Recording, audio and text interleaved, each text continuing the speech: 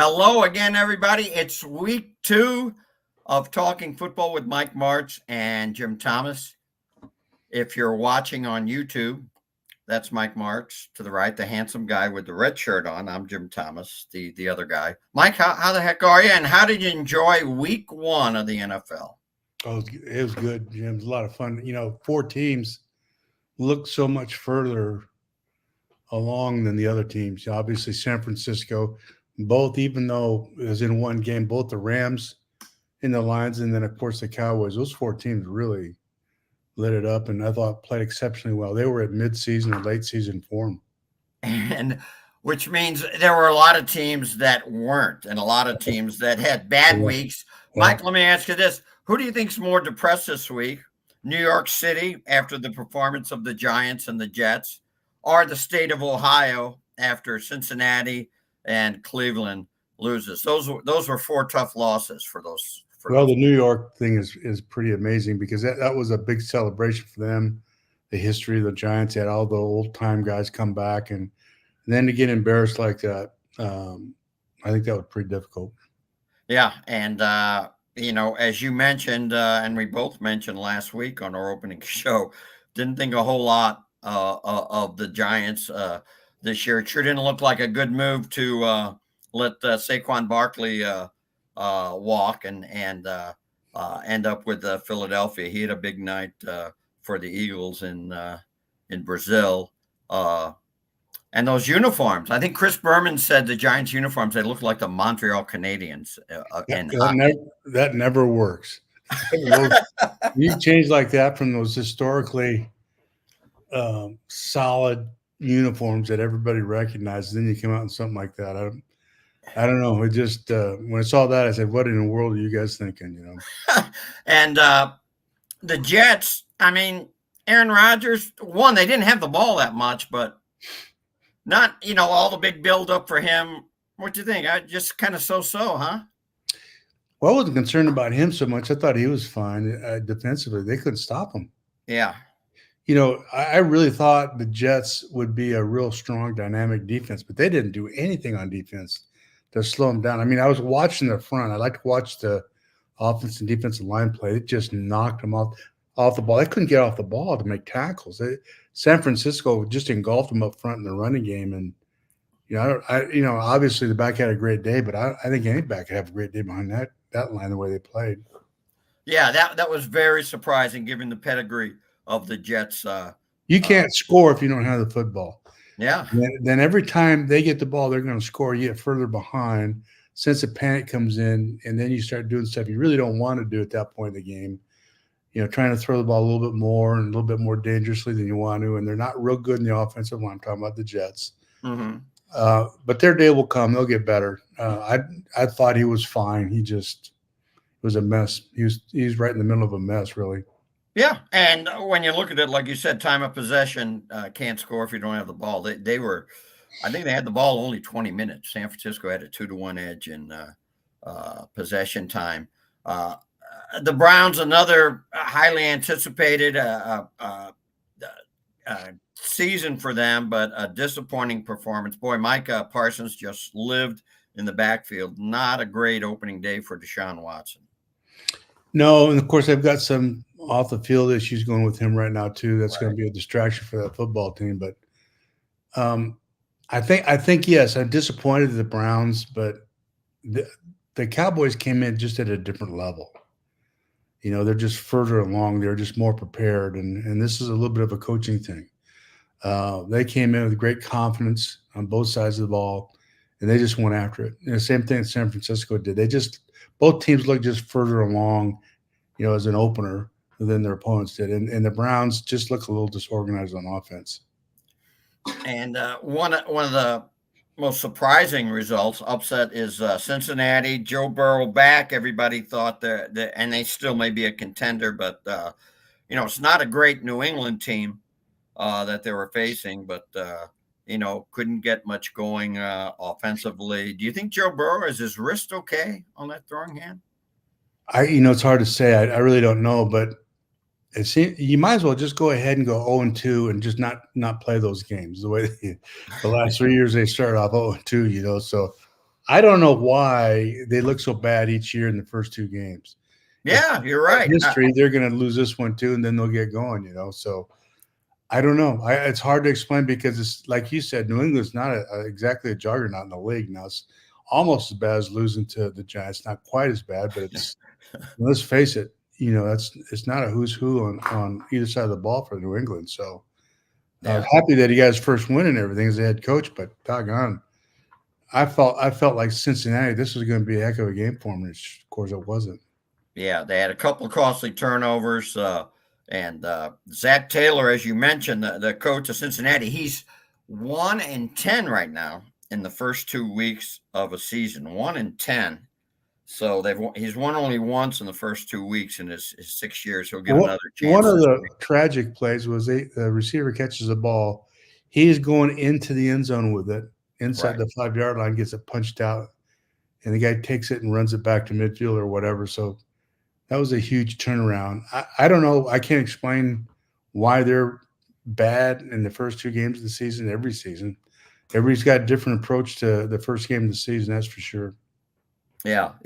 The bonehead play of the week, I think, though, let's go to Tennessee. And I don't know if you watch this game. The quarterback, they're playing Chicago. The quarterback, Will Levis, he's going down. And he tries a one-hand flip. And it's not a one-hand flip where the receiver is like 5 yards away. Oh, I saw it, yeah. The dude is like 20 yards away, and it's returned for a pick six, and that's the game-winning score there. What do you tell a quarterback after something like that? Well, I tell him next week he's going to be on life support, I think. He had another bonehead play in there too, and the rest of the time he played good. I think he's a good player, but his history is to do stupid stuff like that and put the game in jeopardy. It just takes one play. So somehow, he did this last year, somehow, some way, the point has to be made to him. You just can't do stupid stuff like this. You just can't. Because they outplayed them. I really felt like they outplayed the Bears for the most part. Yeah, for sure. They really did. And I thought they looked like a good team. Other than turnovers, they look like a real good team. Yeah. Their defense, obviously, very good. We talked last week about 8 new coaches. The new coaches, head coaches, they went 3-5 this week. The winners, Jim Harbaugh, Gerard Mayo, we mentioned with New England, and Mike McDonald up in Seattle. Of those three, and any takeaways from that? Who really impressed you there? I think Mike McDonald did. They played such good defense, and Gino. I think they're a better team than what everybody realizes, and I think they'll be a major factor in that division out there. That was a good game that they played. Physical game. They're going to grind it out in the second half and run it like they did for 90 yards or wherever the back had the second half. And they're just a tough physical football team. I think they've got a bright future. I think it was a terrific win. They look disciplined. They just put the game away in the second half. Yeah, they're definitely tough to beat up there. You mentioned last week on our season opening show that there'll be an instant culture change with Jim Harbaugh with the Chargers, and it certainly looked that way. Some of the trademarks of Harbaugh: balanced offense. They had exactly 27 pass plays, 27 rushing plays, and they find a way to get it done. Not the most flashiest performance, but he knows how to coach football. Well, I think in that game, Jim, when you watch them start off, they looked really bad in the first quarter, and it kind of happens when everything's kind of new. The time's not quite there yet. The play callers kind of get in the field for the situation, and then they get going. And that's what happened with them. The second half, they were much better. Kind of took the game away from them. They started to get into their stride and develop a persona or personality there by the second half, and they got a little momentum going now. Yeah. We had three, Coach. We had three rookie quarterbacks starting. Bo Nix of Denver, Jaden Daniels of Washington, and of course, number 1 overall pick Caleb Williams of Chicago. They all struggled to a degree. Williams had only 93 yards passing. The Bears managed only 148 yards of total offense. Bo Nix threw a couple interceptions. numbers very, kind of very average. I think he had 138, 140 yards passing. Jaden Daniels was, I guess, the best of them for Washington of the three. He had 88 yards rushing, couple rushing TDs, 184 yards passing. What did you think of the quarterback's play, and how tough is it to get a rookie quarterback, no matter how touted and talented, going? Depends on how good you are around him, Jim. That's always the case. If you're on a real good football team, then you got a chance to have success, and you don't have to put it all on his shoulders, and you can protect him, and you call plays so that you kind of develop him and get him into a rhythm. If you're not very good, then it's going to struggle and it's going to show. I thought Jaden played really well, and it's not a team that's at this point is really good, but he can help you with his legs and whatnot. So I thought it was a good showing for him. I think Bo Nix was my favorite actually coming out in the draft. Really? I know that's contrary to what a lot of people feel, but I just kind of feel like he's going to be a real good player in this league. Yeah. But like I said, you've got to be good around him. You got to give him the right opportunities and protect him and get the ball back and all that sort of thing. Yeah. And, Sean Payton, obviously, he knows quarterbacks. He knows offense. If anybody can get him going, you would think that he could.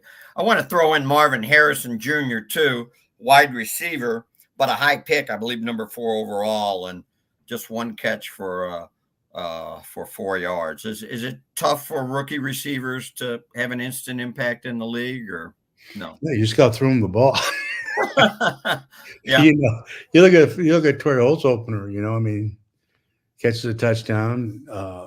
He had a good day. No, you just got to give him the ball. You just got to be aware of it.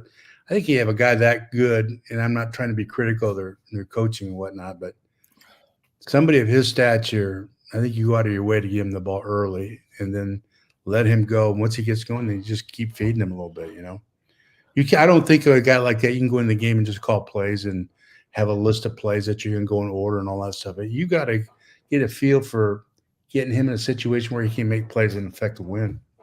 Maybe throw him a couple of high percentage passes, get his confidence up. I think it was only targeted. Jim, I don't believe that. Receivers are funny people. The really good ones, you don't need to do that.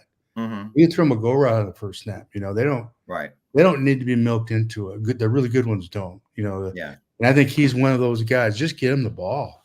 Yeah. Yeah. And which they didn't. Like I said, I think it was only three receptions he had. Some injuries of note. The biggest one, of course, Jordan Love going down. What was there? 6 seconds left in that game. Just 2 plays. Now he's going to miss maybe a month. And we both like Jordan Love a lot. Tough deal for the Packers, isn't it? Yeah, it really is. It's hard to, it depends on who you have as a backup too, obviously. But when he's playing as well as he was, like we talked about, ending the season, then he comes out in the opener and starting to get things going again, and then to have that happen is it can be devastating for the team. But it's just a great, it's a Wally Pipp thing, right? It's just a great opportunity for number 2 to step in and take over. And Malik Willis, it's going to be tough for him. I mean, he just joined the team, I think, a couple of weeks ago. Doesn't have a whole lot of experience. You know much about him? No, I really don't. I don't. I wish I could tell you I don't. But the rest of that goes the way that goes. The rest of the team just got to amp it up a little bit, and that's what you do. You challenge the rest of the guys. This is the situation. We got to help him here a little bit, and you go. Yeah, yeah.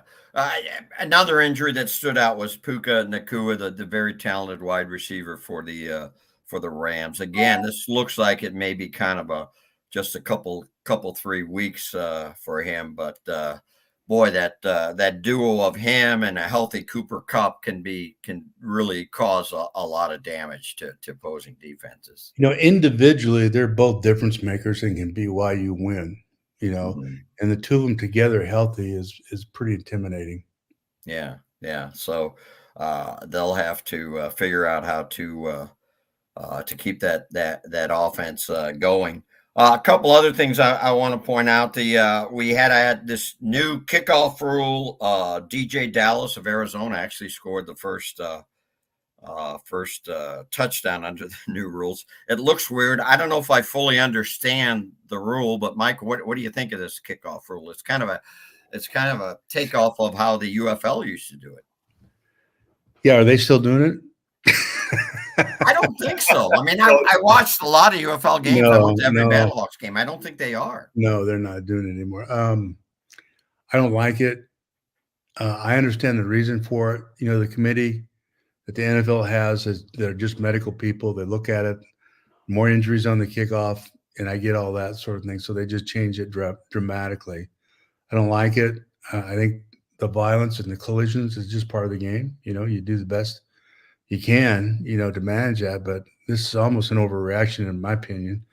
I think what they need to do then is instead of kicking it, where are they kicking it from, the 30 now? Yes. Is you move it back so you got more returnable kicks, right? Right. So move it back to the 25 or the 20. And so many of them don't go in the end zone. I'd like to see them run the ball out. And that was part of the issue, is you like to see them return more. If you're not going to get any more kickoff returns by doing this, then why do it? Yeah. Yeah. Well, we'll see how this works out. Couple St. Louisans of the week. Jamison Williams of Cardinal Ritter High, Detroit Lions, 5 for 121 for the Lions against the Rams, a 52-yard TD. He was a guy hyped that might have a breakout year, and after one week, we got to say that he does. He's quite the talent, isn't he, Michael? He's very talented. You know, he is a rocket. He went after the ball. He's a unique player, very special wide receiver. Really hard one-on-one, knows how to get off of press coverage. He's very sudden, very confident catcher, you know, speed. He's the whole package. He really is playing with great confidence. And they know how to get him the ball. I love watching Detroit because they know what they're doing offensively. They just do. Yeah. The Rams do too. That's why, to me, that was the best game I've seen for a long time. Yeah. Both offenses and defenses are really good. Offenses, they have great plan. They adjust. It's just fun to watch, you know, how they're adjusting to each other and trying to manipulate the defense, etc. And it's really good football. Yeah. Yeah. That was a tantalizing game. The Rams, I mean, they lose Aaron Donald. They're all banged up over.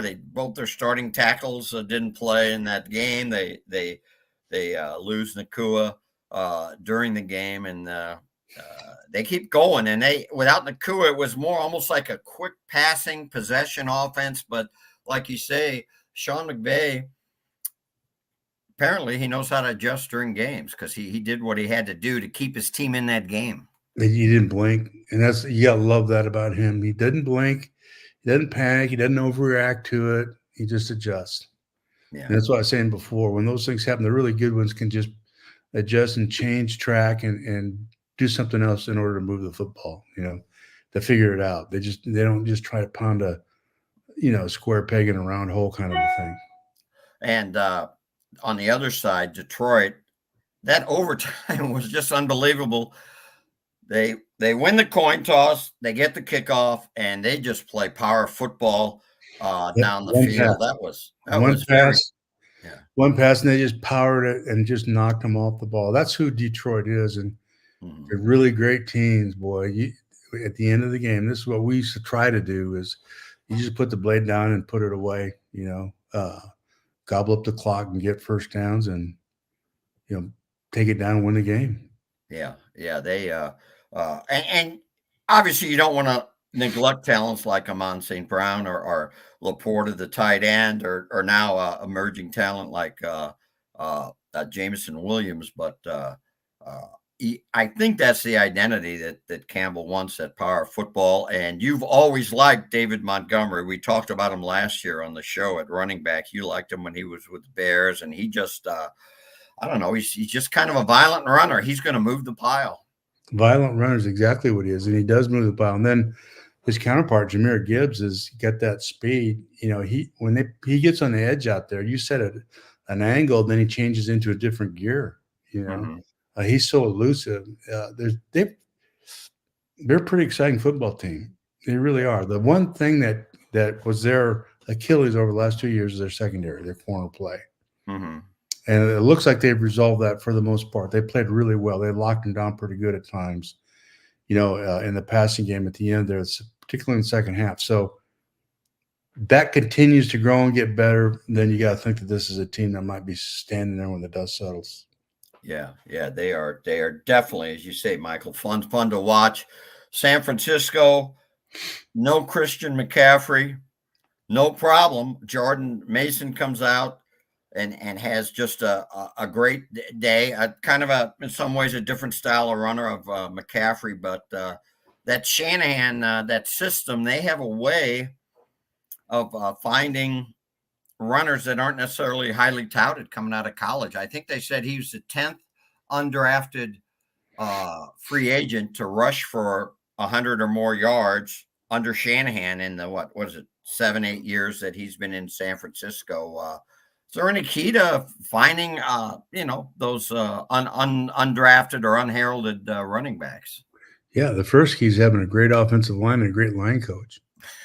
And you have that, doesn't make any difference who you put in back there, really, But in all fairness to him, yes, he did a great job.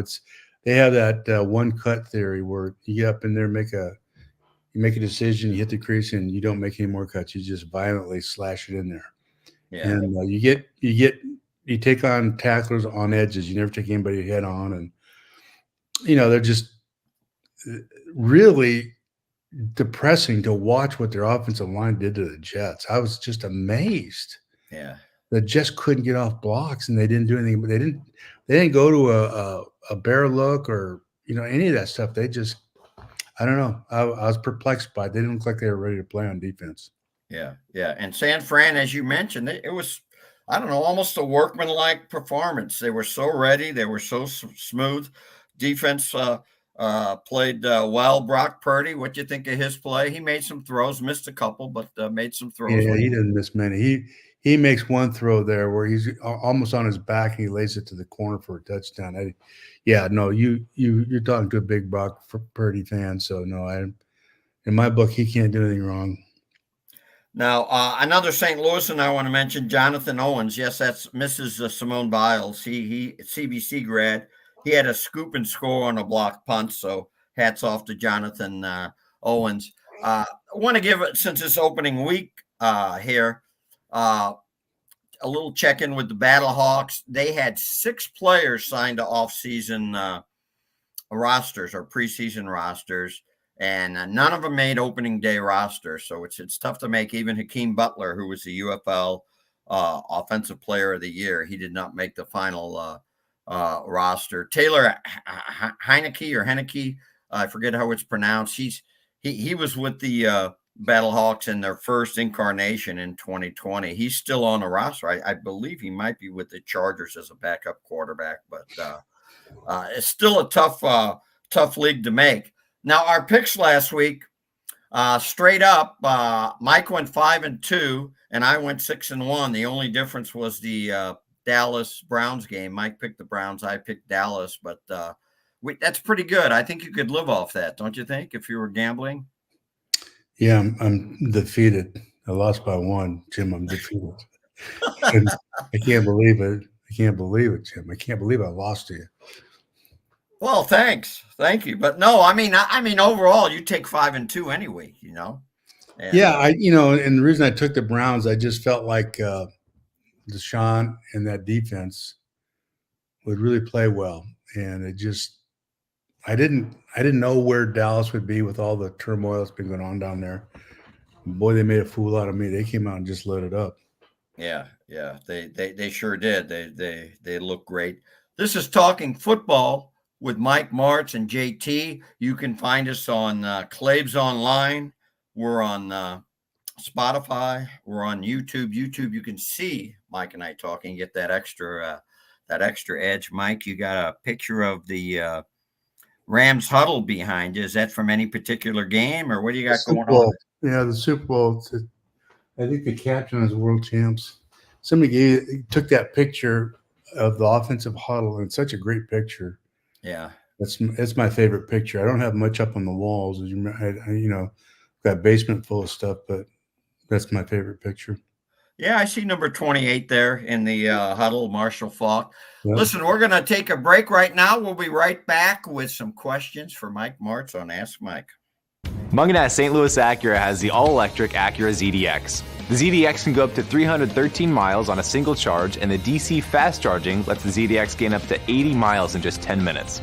When you lease an Acura ZDX, you can save up to $7,500 with a federal EV lease credit. Or you can buy the new ZDX and get 0.9% for up to 72 months.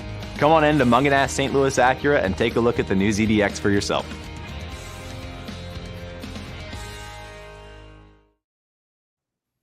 We're back on Talking Football. Mike, we got a couple, 3 questions for you on Ask Mike. One is from Matt from Tower Grove. I used to live down in that area growing up. Great area, Tower Grove Park area. Beautiful park. Matt from Tower Grove wants to know, did you hear anything about a potential LA move by the Rams during your time in St. Louis? I'm guessing no, because it was. Yes, I did. You did? Okay. Definitely, I did. I had. I used to go out, State of the Union kind of a meeting with John Shaw, our president, out in LA, which was where his office was for the most part, most of the time. In about 2003, somewhere in that, he said that he had mentioned to me that he would really like to get the Rams back to LA. Now, Georgia was still there. I didn't really make anything of it until I saw when they did move him. Stan Kroenke mentioned in his interview that we've been working on this since 2003. I don't know if you remember that press conference and him saying that, but he did say that, and that really took me back. So he said it kind of in passing, but evidently they must have been working on it for some time. Because what happened is you can't move a successful team. Then if you're winning and doing well, they're not going to move you out of that city. They can't do that. Right.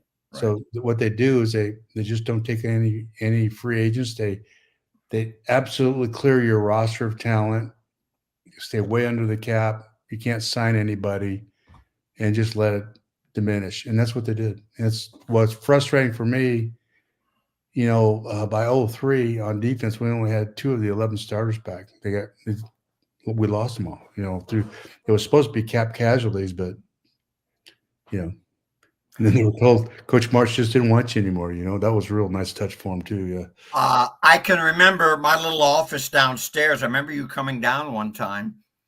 Maybe you remember this, maybe you don't. And you had the flip card, and it shows the depth chart.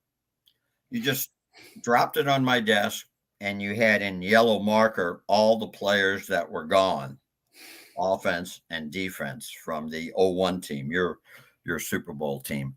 And there was like nobody left, hardly anybody left on defense, and kind of the same for offense. Do you remember that?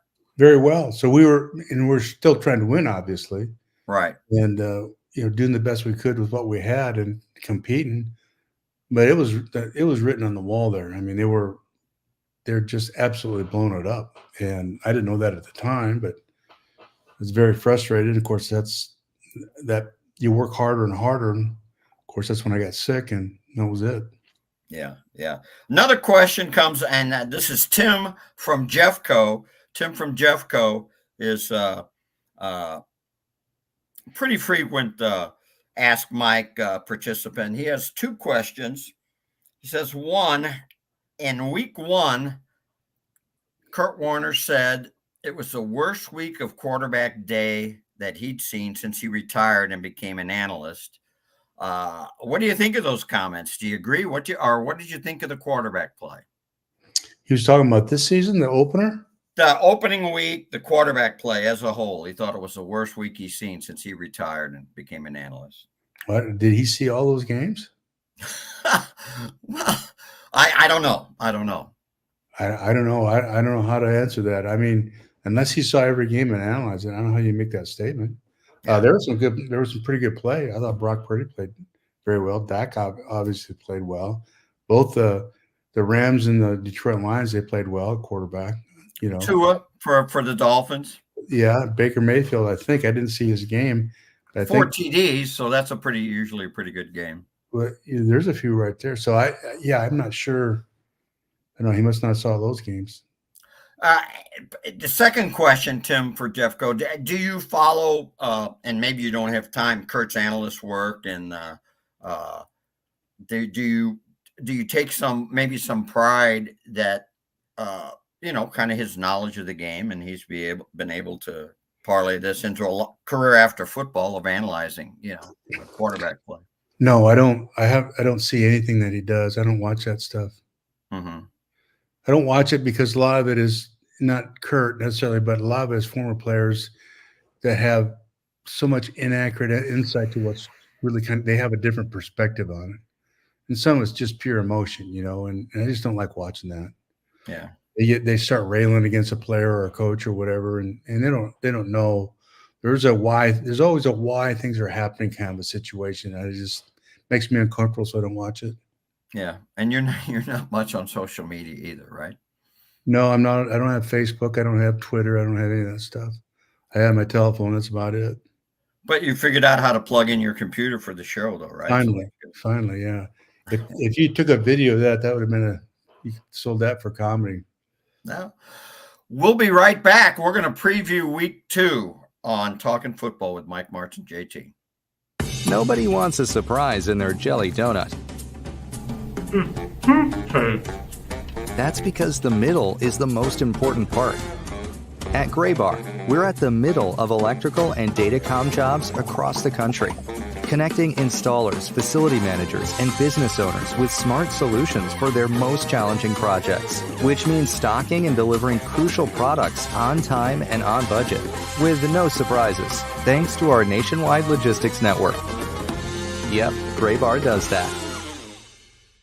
Who does this? We're back. Just a reminder, ask Mike. You can ask Mike whenever you want. Just email me, jtom72@outlook.com, or I am on Twitter. You can just reply to me on Twitter. We'd love to hear from you every week. Mike, just before we get into this game, quickly, our friend and producer Joe Roderick points out that the Cardinals are honoring the Super Bowl 34 team September 21st, I believe he said. And also Isaac Bruce is having a get-together for his foundation, so it'll be good to be there. I know you weren't exactly sure if you're going to be there for the Bruce thing. You might have a speaking engagement or something. Are you going to be there?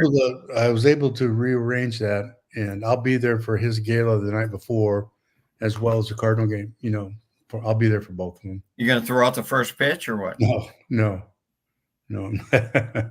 What? What kind of arm do you have? None. None? No, the old right arm got tore up here throwing footballs when I was coaching receivers, and when I was here when we moved the team here, and I tore up rotator cuff, never got it fixed, so I just left it. Yeah, it'll be fun to see all those guys. I plan to be at the Isaac Bruce thing too, so you've been warned, Mike. But week 2, let's start Thursday night, and we're taping Thursdays now, and most likely we'll tape every Thursday instead of Friday like we did last week. So instead of talking about what happened in the Thursday night game, we'll be previewing it. And what a great matchup this is tonight. Bills at Dolphins, couple teams that were 1-0. I'm a little surprised, not that I obsess over the betting lines, but the Dolphins are 2.5-point favorites. They're banged up at running back. A-Chain may not play, and Buffalo, they've won I think 11 of the last 12 against the Dolphins. So a little surprised the Dolphins are favored. But Mikey, how do you see this one? Oh, I think the Bills will go down there and get after them pretty good. They don't have that running game, which really kind of kept people off balance. When you become one-dimensional, it's really difficult, even though they've got all that speed outside. I think the Bills go down there and beat them. They can't abandon the running game, which is one of the things they've done a pretty good job of here lately is incorporating the running game so they don't put all the pressure on the quarterback. But with both backs out, I guess is Milano still out then? Didn't he tear a triceps or something? I'm not sure. Yeah. I'm not sure. He's not playing. He's a big factor on defense. He just is such a good player. So I just think Buffalo go down and beat him. And Josh Allen, no Stephon Diggs. It didn't really seem to matter. He had 2 touchdowns rushing, 2 touchdowns passing, which is kind of Josh Allen. There was Which a is a stat I saw. which is another pretty good quarterback performance in the opener. Take that, Kurt. Yeah, right. No, but and it brings up a preseason stat, which was kind of surprising. It said Allen has 40 or more combined rushing, passing touchdowns for 5 straight years, which is an NFL record. And he really is maybe, and there are a lot of good running quarterbacks now, but what he brings, not just passing, but rushing, he really is a dual threat. When you see him in person, this is a big dude. Yes. He's a big, and people don't realize they watch him on TV. He looks kind of big, but when you see him, his size just intimidates you. Yeah, he's very strong and powerful, as well as having the speed. Yeah. I don't know. He just doesn't get enough credit, I guess. I don't know. People just kind of take him for granted, but I think he's one of the top 10 players in the league, to be honest with you. Yeah, he's so much fun to watch. Does well against the Dolphins, 350 yards or more in passing in each of his past 4 games against them. All right, so I like the Bills too. We both picked the Bills. Another, that's Thursday night. Let's go to some early games on Sunday. New Orleans 1-0 at Dallas 1-0. Dallas 6.5-point favorite. We know the Carolina Panthers are bad, but what was it? 47-10, New Orleans won. They have a new play caller in Clint Kubiak. And again, you've got to factor it in that it was against the Panthers, but the Saints, they scored on their first 9 possessions and just walked away with that. Derek, speaking of good quarterback performances, Derek Carr threw 3 touchdown passes. So, and Dallas, we all know how good they look. Dak, 4 years, $240 million contract. Can you imagine that kind of money, Mike? $60 million a year for Dak Prescott. It's like playing Monopoly. No, I can't imagine that. I can't imagine that kind of money. I think that the way Dallas came out of the blocks, that was no fluke. They're playing at such a high level. I've not seen them this good ever at this time of the year. So I'd have to pick Dallas here. Yeah. And give the points. Do you know much about New Orleans, or do you really have to temper what they did by who they were playing? No, you score that many points against anybody. Mm-hmm. I do think the new coordinator has done a terrific job. They have a totally different persona. They didn't, but in the past, it would rely so heavily on the running game and put all the pressure on the back, and then just kind of come back on 3rd down and futz around a little bit, Right. But they're mixing it up really, really well. I just like the way he calls plays, and there's a lot of confidence. This is going to be a much closer game than people realize. Yeah. I'll be interested to see New Orleans. I'm going to go with Dallas too. Okay, another early Sunday. A couple of 1-0 teams again. Tampa Bay 1-0, very impressive in their opener against the Commanders. I still have trouble remembering that nickname. At the Lions. Lions are 7.5-point favorites, which in the NFL is a lot. We mentioned Baker Mayfield was sharp for Tampa in the opener. 4 touchdowns, 289 yards passing. Mike Evans rolls along. He had 2 TD catches. And the Lions against the Rams in a tough game. They kind of did what it took to win that game. How do you see this one, Mike? I just think the Lions are just too good right now. They're a complete football team, and I do like where Tampa is. I think they're going to be a playoff team potentially, but the Lions are just too good. They're just too good team. They've got everything going. It's in Detroit, and you have to pick the Lions here. Yeah. I'm with you. And as you mentioned, the Lions. There are a lot of teams that didn't look ready, that looked sloppy, which is understandable. I don't know if you could say the Lions were in midseason form, but they look ready to go. Yeah, they did. Okay, so we both have the Lions here. Another matchup of unbeaten teams. 49ers at Vikings, both 1-0. We talked about the 49ers having that huge time of possession advantage. We're not sure yet if it's going to be Christian McCaffrey or Jordan Mason. Maybe it doesn't really matter. Mike, what's the rundown here? The 49ers are a road favorite. They're a 6-point favorite in this game. Well, I think the 49ers will beat them, but I think it'll be very, very close. I think it'll be very difficult. I do think on defense, they'll get after him. You know, he loves the blitz. They're not going to stand and hold bags like the Jets did. You know what I mean? So they'll make things interesting. But there's just too much firepower. If they're going to line up and stunt, do things to take the run away, you get those one-on-one matchups outside that you're just not going to hold up. I'd pick the 49ers. Yeah. You mentioned last week, you mentioned before that you like Sam Darnold at quarterback, and he played, again, he tempered, it was against the Giants, but he played pretty well, didn't he? He did, and I think it's kind of a statement there where there are there are enough good quarterbacks that come in the league and don't do anything or rotate out of the league because of who they're with. Mm-hmm. And unless they end up bouncing into a good football team or a good situation like he's in right now, they never realize their ability. And I think that's where he is right now. Yeah. Well, we talk about Steve Young, remember down in Tampa Bay. Yes. He's the worst rated quarterback in the league. And then he becomes an MVP out in San Francisco. There's a lot to that. And ends up in the Hall of Fame. Yes, yep. I do remember those creamsicle colored uniforms of the Buccaneers. How'd you like to trot out wearing that? I don't know. I don't think I could play. No. You'd be carrying a rainbow colored flag too, I think. So, no. No. Seahawks at Patriots, both 1-0. 3.5 point, another road favorite, the Seahawks, 3.5 points. Kenneth Walker III was a running back, I believe you were talking about, with the Seahawks, 103 yards rushing and a touchdown. Meanwhile, the Patriots, Ramondre Stevenson, a big back, he's about 225, 230. He had 120 yards rushing against Cincinnati last week. This is a rematch of Super Bowl 49, the 10-year anniversary of it. So I'm sure they'll have some festivities there. But these are teams that aren't fancy offensively, but, seem, at least with Seattle, we know they have a track record of getting things done. And with the Gerard Mayo now, this was no more Bill Belichick, of course. The Patriots look like they kind of had an idea of what their identity was in that first game anyway.